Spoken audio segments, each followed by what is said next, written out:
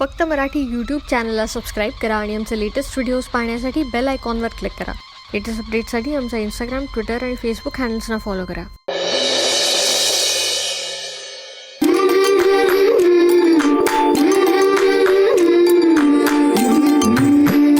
काटा पायात रुतला अंगणात खेळताना डोळ्यामध्ये आले पाणी सलत्याचा सोसताना पण तरी ना हरवे तिच्या ओठातील हसू दुःख आपल्या मनीचे नाही जगादिले दिसू दिस कष्टाचे सोसते स्वप्न उद्याचे पाहते सिंधू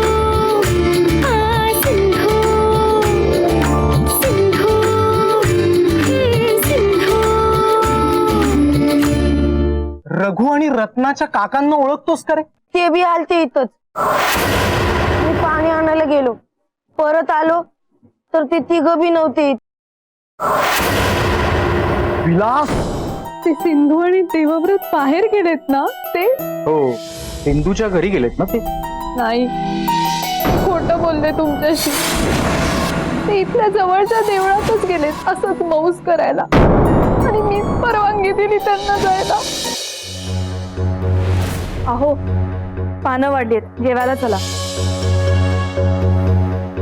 अहो, तुमच्याशी बोलतीये मी, जेवायला चला म्हटलं। मला भूक नाहीये, काही खायची इच्छा नाही भामिनी। का? बरं वाटत नाहीये का तुम्हाला? कसली तरी भीती वाटते, काय होतंय ते कळत नाहीये ग। आता डावा डोळा फडफडतोय असं म्हणू नका, म्हणजे मिळवली। तू जेवून घे, माझ्या घशाखाली घास येईल असं नाही वाटत मला। अहो, काय झालंय? असं का बोलताय? मला सिंधूची खूप आठवण येते ग। बरी असेल ना ती? वाटलंच मला। तुम्ही इथे उमाळे काढत बसा, मी आणि आई जेवून घेतो। तुम्हाला जर वाटलं आणि भूक असेल तर या नंतर, नाहीतर तिच्या आठवणीनेच भूक भागेल तुमची।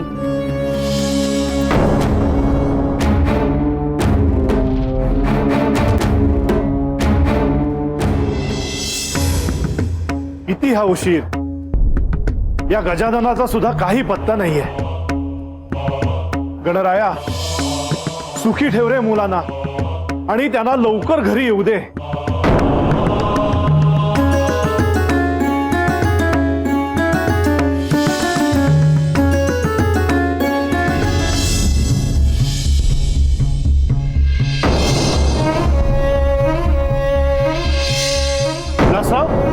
मुलं कुठे आहेत? अहो, काय विचारतोय मी? अप्पा आजोबा,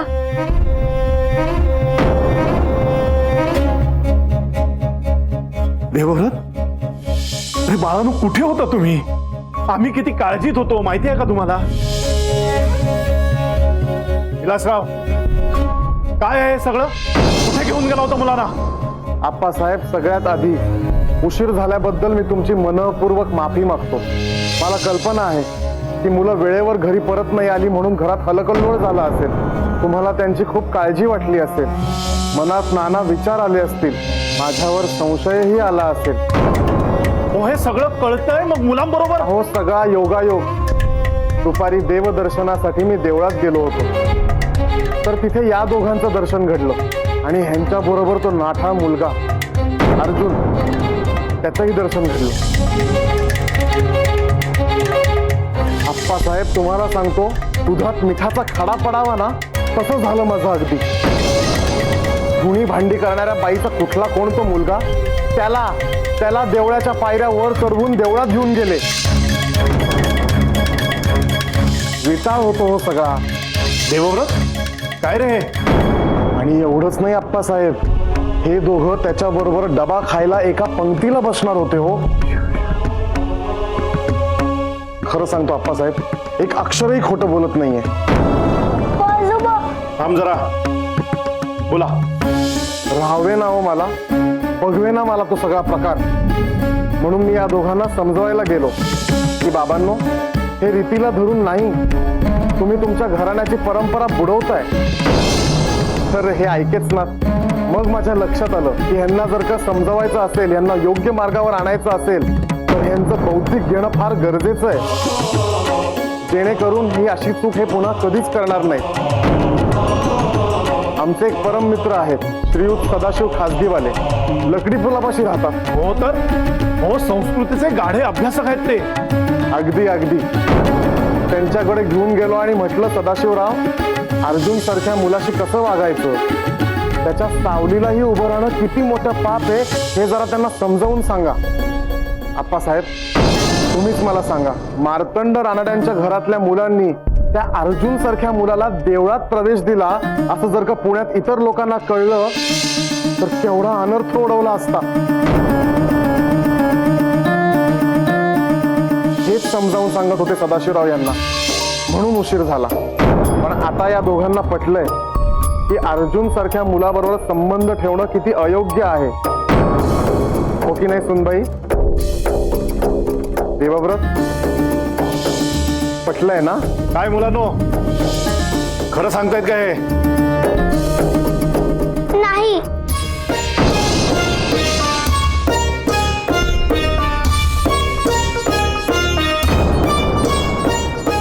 विलासराव, काय म्हणताय ती? अरे असं काय करताय मुलांनो? जे घडलंय तेच सांगतोय ना. आपण गेलो नव्हतो का सदाशिवरावांकडे? हो, गेलो होतो.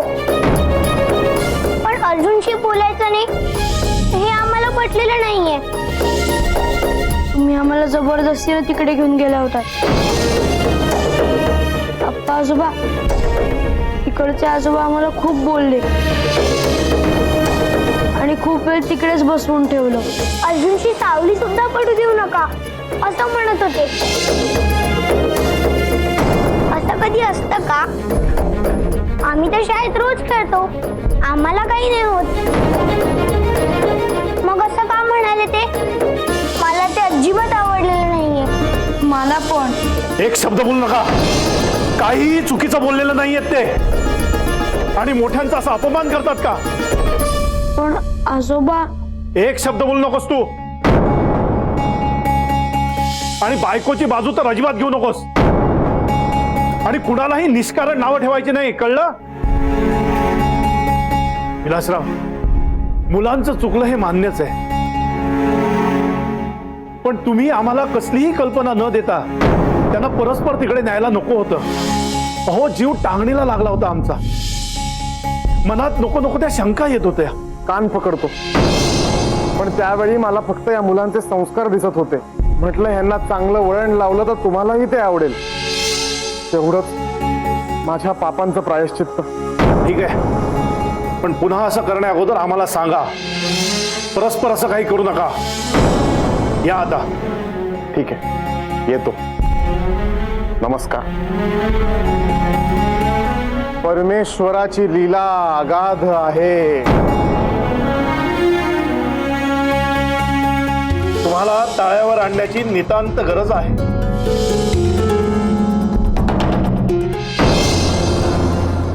भाऊजी, कुठे होतात तुम्ही? तुमच्यावर एवढा विश्वास टाकला तरी तुमचे आपले पहिले पाढे 55. हो, असं कसं करू शकता तुम्ही भाऊजी? काय झालंय वहिनी? अच्छा, तुम्हाला काहीच माहित नाही? तुम्ही देवळात गेला होतात ना? सिंधू आणि देवव्रत भेटले ना तुम्हाला तिथे? अहो भाऊजी, रानडेंच्या घरी सगळे. अहो, हो हो हो हो, जरा हळू बोला वहिनी. एवढा त्रास करून घेणं बरं नाही. मी काय सांगतोय ते तरी ऐका. सिंधू आणि देवव्रत कुठे आहेत ते मला सांगा आधी. ते दोघंही सुखरूप घरी पोचले. मी आता रानड्यांच्या घरूनच येतोय. काय सांगताय?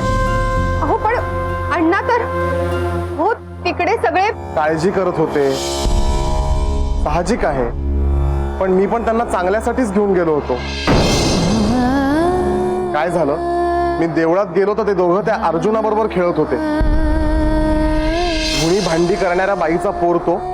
त्यांनी शिवाशिव काहीही न पाळता त्याला देवळात घेतलं होतं. माझ्या लक्षात आलं की पुण्यात बोभाटा होईल, आप्पासाहेब देखील चिडतील, म्हणून त्यांना घेऊन माझ्या एका स्नेहांकडे गेलो होतो. समजुतीच्या 4 गोष्टी सांगितल्या. तुम्हाला विश्वास नसेल तर वहिनी तुम्ही माहेरी जाऊन खात्री करून घ्या. आप्पासाहेबांनी देखील कौतुक केलं माझं. अगं बाई, खरंच सांगताय? अहो वहिनी, तेच तर सांगतोय मी. कर्मणी दशा. त्या सिंधू आणि देवव्रताला ना काही कळतच नाही. आपलं लग्न झालंय, आपण कुणाला जवळ करावं, कुणाशी बोलावं याची काही समज नाही दोघांना. आणि तुम्ही माझ्यावरच डापरताय.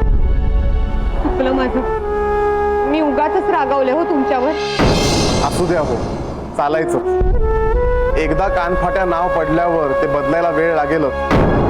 गरम दुधाने तोंड पोळलं की माणूस ताकही फुंकून पितो.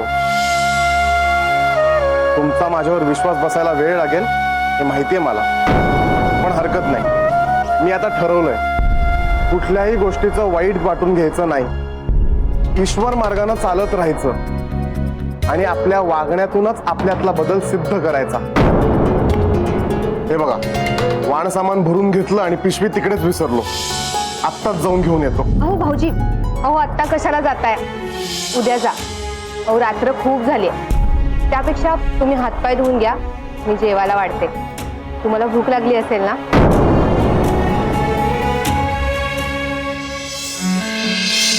माझी भूक खूप मोठी आहे वहिनी.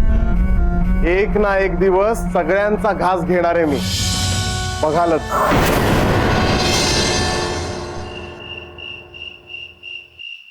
आप्पा आजोबा आम्हाला खूप ओरडले. एवढा काय गुन्हा केला आम्ही? आम्ही लवकरच परत येणार होतो, पण अरे बाळांनो, तुमची काळजी वाटते त्यांना. माझ्या तर जीवात जीव नव्हता. घरातले सगळे किती घाबरले होते माहितीये तुम्हाला? पण विलास काका घेऊन गेले म्हणून सगळा गोंधळ झाला. हो ना, ते कशाला आले तिथे? आजोबांपाशी तक्रारही केली आमची. आता आजोबा म्हणाले आम्हा दोघांना की अर्जुनची एक शब्दही बोलायचं नाही. त्याच्याशी खेळायचा किंवा बोलायचा जरी प्रयत्न केलात तरी शाळा बंद करून टाकू. तुम्ही असं वागायलाच नको होतं. श्रीबाई, माझंच चुकलं. मी तुम्हाला फिरायला जाऊ द्यायला नको होतं. आत्या, तू सुद्धा आम्हालाच ओरडतेस ना? अगं बाळा, नाही ग. आम्हाला काळजी वाटते तुमची म्हणूनच ओरडतो ना आम्ही. आणि किती वेळ तुम्ही घरीच आला नाही. माझ्या जीवाला किती घोर लागला होता माहितीये तुला? त्यात तुमचे काका, त्यांना आणखीन एक मुद्दा मिळाला मामंजींशी वाद घालायला. आणि मुळात तुमचं दोघांचं चुकलंच. कशाला घेऊन गेलात अर्जुनला देवळात? याआधी किती वेळा समजवलंय मी तुम्हाला. पण आमच्याशी अर्जुन खेळलं तर एवढं मोठं काय बिघडलं? ते नाही माहित मला. मला अडचणीत टाकणारे प्रश्न नको विचारत जाऊस तू. पण कुणाचं चुकलं ते तरी सांग. मला नाही कळत कोण चूक आणि कोण बरोबर ते. मला एकच गोष्ट समजते, घरात शांतता टिकून राहायला हवी, भांडणं व्हायला नकोय. आणि देवव्रता, तुला आजोबा ओरडले, बाबा ओरडले म्हणजे तुझं नक्की काहीतरी चुकलं असणारच ना. या सगळ्यातून आपण सुधारायचं आहे की नाही? आपण मोठ्यांनी सांगितलेल्या गोष्टी ऐकायला हव्यात की नकोत? यापुढे असं पुन्हा वागायचं नाहीये, हे शेवटचं बजावतेय मी तुम्हाला. बाकी काही माहित नाहीये मला.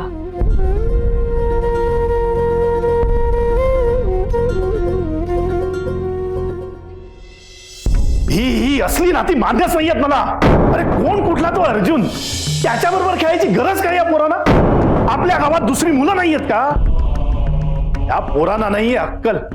कुठली शिवाशिव पाळायची नाही, रीतभात पाळायची नाही. अहो आप्पा, कसल्या रीतीभातीबद्दल बोलताय तुम्ही? आता मुलांनी कुणाशी खेळायचं हे सुद्धा आपणच ठरवायचंय का? तू एक शब्द बोलू नकोस हा. तू कुळबुड्याचा आहेस. बापाने पूर्व म्हटलं की तुला पश्चिम असं म्हणायला जावं. अरे कोण तो अर्जुन? त्याचा आमचा काय संबंध? आणि त्या पोरासाठी आपण का चर्चा करतो आहोत? आप्पा, हो कुठले समज आणि रीतिरिवाज गृहीत धरून बसलाय तुम्ही. त्या मुलाशी बोलायचं नाही, त्याच्याबरोबर खेळायचं नाही, त्याला माणूस म्हणून बरोबरीची वागणूक द्यायची नाही. हे खूप नाहीये का? अहो तो त्यांच्या शाळेत आहे, त्यांची मैत्री आहे, ती आपण तोडायला सांगायची का? तर आपल्याला मान्य नाही, समाजाच्या रीतिरिवाजांमध्ये ते बसत नाही. हा अन्याय नाहीये आप्पा. रीतिरिवाज पाळणं हेच आमच्यावरचे संस्कार आहेत. आणि वाडवडिलांनी जे सांगितलं तेच आम्ही पाळत आलोय. आणि हो, तुम्ही ही परंपरा पाळल्यात तर काही जगबुडी होणार नाहीये. पुढची माणसं चुकीच्या दिशेने गेली म्हणून डोळे मिटून त्यांच्याच मागे मागे जायला मेंढर आहोत का आप्पा आपण? अहो माणसं आहोत ना. मेंदू मिळालाय आपल्याला, त्याचा वापर करायला नको? आणि आपल्या देशाला संतांची आणि समाज सुधारकांची केवढी मोठी परंपरा मिळाली आप्पा. त्यांच्या उपदेशाकडे आपण दुर्लक्ष करायचं? ही माणसं जर कर्मकांडाच्या मागे गेली असती तर आज समाज म्हणून हो, समाज सुधारक तुम्ही घरात आहात, कुठल्या चौकात भाषण देत नाही आहात. आणि थोरा मोठ्यांचे दाखले देऊ नका. तुमचं कर्तृत्व काय ते सांगा. या घराच्या उंबऱ्याच्या बाहेर तुम्हाला कोणी ओळखतं का? आणि या घराच्या उंबऱ्याच्या आत इथे सुद्धा जबाबदारीने वागलात का कधी? आप्पा आत्ता विषय अर्जुनचा चाललाय. तेच सांगतोय, दुसऱ्यांची उदाहरणं देणं सोपं आहे. तुम्ही काय केलं ते सांगा. अरे बापाला अभिमान वाटावं असं एक तरी काम केलंय का तुम्ही? आणि काय केलं तुम्ही? कधी पेढीची जबाबदारी घेतलीत?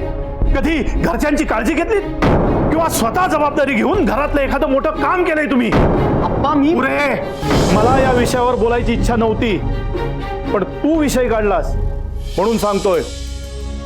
देवव्रत आणि सिंधू तुझी मुलं नाहीत, त्यामुळे त्यांचे निर्णय तू घ्यायचे नाहीस. त्यांचं काय करायचं ते ठरवायला आम्ही समर्थ आहोत. आप्पा हो पुरे, चर्चा पुरे. या विषयावर अजून एकही शब्द ऐकायची इच्छा नाहीये माझी.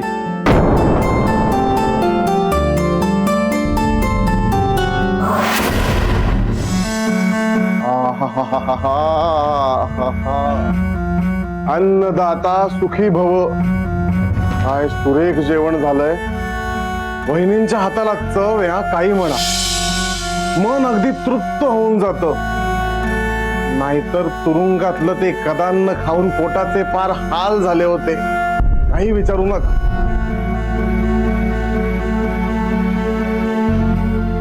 काय झालंय बाबा? तुमच्या चेहऱ्यावर 12 का वाजले? असा कुलकलंक पदरी आल्यानंतर दुसरं काय होणार आहे? आता काय झालंय मी तुम्हाला कलंक वाटण्यासारखं? हे चांडाळा, आज तुझे काही प्रताप केलेस ना, ते बघून माझ्या छातीत पुन्हा कळ येणार होती. आणि तू इथे निवांत जेवून तृप्तीची ढेकर देतोय. डोक्याला त्रास करून घेऊ नका बाबा. या वयात एवढी चिंता उपयोगी नाही. आणि काय केलंय मी? चोरी केलीये का खून केलाय कोणाचा? हो, रानड्यांचा कुलदीपक आणि त्यांची सुनबाई वाम मार्गाला लागले होते. त्यांना योग्य मार्गावर आणलं मी. उलट मी पुण्याचं काम केलंय. तुम्ही झोपा निवांत. अरे बाबा, पण तुला कोणी विडा दिलाय का त्यांना सन्मार्गावर आणण्याचा? तुझा यामागे काही वेगळा हेतू नाहीये ना? बाबा, शंका व्यक्त करताय का माझ्यावरचा विश्वास? अगदी बरोबर बोललात तुम्ही. माझा वेगळा हेतू आहे. हे चांडाळा, बाबा हो, आतापर्यंत मी जे उद्योग केले त्याला माझ्या टोळीची साथ होती. आणि विशेष म्हणजे आमच्या सरदारांचा दरारा होता, म्हणून मीही तेचाच राहायचो. पण आता आमच्या टोळीला पडल्या बेड्या. त्यांच्या मदतीशिवाय मी एकट्याने काही करू शकतो का? लोकांना माझा दरारा वाटतो की नाही हे आजमावून पाहायचं होतं मला. अरे पण म्हणून हे उद्योग करायचे? अर्थात. अहो, फेस आला होता रानड्यांच्या तोंडाला. गुन्हेगाराचा दरारा असणं फार महत्वाचं असतं बाबा. आणि माझाही दरारा आहे हे आज सिद्ध झालं. मोहीम यशस्वी. आता जे करायचं ते नीट पद्धतशीरपणे करायला मी मोकळा. विलास, नक्की काय करणार आहेस तू? अरे बाबा, आता सुटून आलायस तर योग्य मार्गाला लागू. हो, योग्य मार्ग. मला अक्कल शिकवू नका, नाहीतर तुम्हाला योग्य मार्गाला लावीन. आज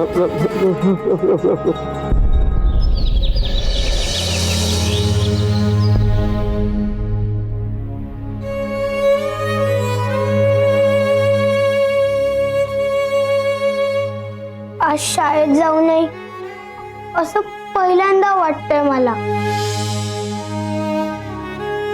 सिंधू, तू असं नको ना ग म्हणू. तुला अभ्यास शाळा केवढा आवडतो, मला पण आवडतो. हो, पण अप्पा आजोबा किती ओरडले आपल्याला.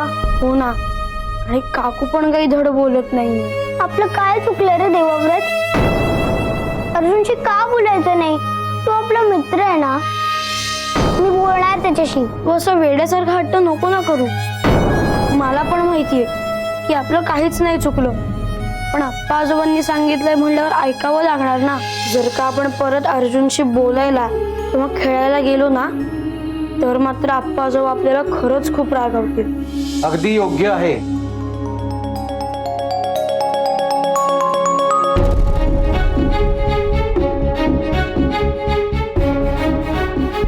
नाही, ते तर रागवतीलच, पण मीही रागावेन. नाही, खरं तर तुम्हाला ही गोष्ट आधीच समजायला हवी होती. आधी तुम्हाला एक दोनदा समजवलं होतं, तेव्हाच जर आमचं ऐकलं असतं तर कालचा प्रसंग ओढवलाच नसता. बाबा, पण आम्ही खरंच काही चुकीचं वागलो नव्हतो. आम्ही फक्त देवव्रत पुरे, पुन्हा तोच विषय उघडण्याची गरज नाही. कालच्या प्रसंगातून तुम्हाला शहाणपण आलं असेल असं गृहीत धरतो. आणि सुनबाई, उद्यापासून त्या अर्जुनशी बोलणं तर सोडाच, पण त्याच्या जवळपासही फिरकायचं नाही. येतंय का लक्षात देवव्रत? आणि हा, तुम्हाला वाटेल शाळेत गेल्यानंतर तुम्हाला भेटायला मिळेल त्याला, पण तसं नाही. तुमच्या गुरुजींनाही तुमच्यावर लक्ष ठेवायला सांगितलंय.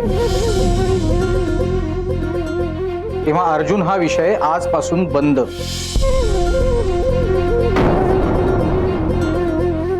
नाहीतर शाळा कायमची बंद. जा, शाळेत जा दोघे.